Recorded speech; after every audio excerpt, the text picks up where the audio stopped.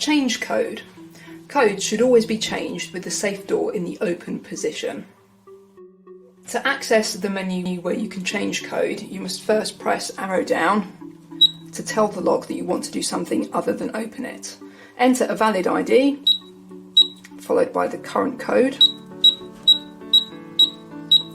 You're then presented with a menu. Scroll down so that change combo is highlighted and press enter.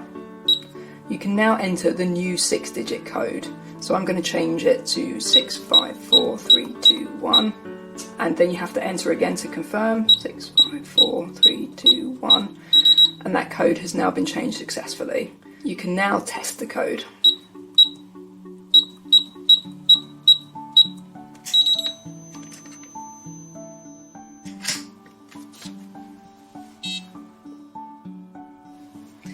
If the lock is operating on dual mode, the process to change code is slightly different. Press the arrow down key and scroll to change combo, press enter. Enter the ID of the code that you wish to change, enter the current code, and then enter the new code.